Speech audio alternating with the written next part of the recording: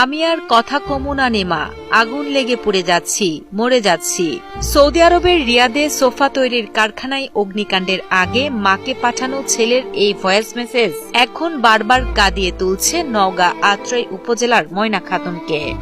ও সোনার বাবারও আমার দয়ের জিনিস কি ডাকে ডাকে রে। প্রবাস থেকে সন্তানদের পাঠানো টাকায় পাকা বাড়ির স্বপ্ন দেখেছিলেন মা ময়না। সেই স্বপ্নের বাড়ির ভিত দিয়েছিলেন তিনি, কিন্তু ভাগ্যের নির্মম পরিহাসে সেই স্বপ্নই পরিণত হলো দুঃস্বপ্নে। সৌদি আরবের রিয়াদে ভয়াবহ অগ্নিকাণ্ডে প্রাণ গেছে তার 2 সন্তানের।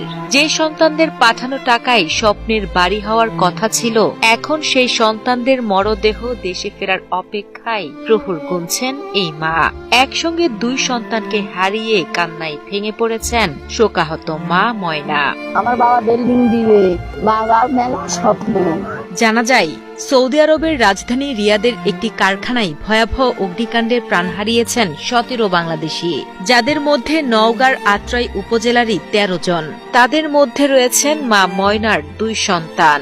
সন্তানদের মৃত্যুর খবর পাওয়ার পর থেকেই ভেঙে পড়েছেন তিনি।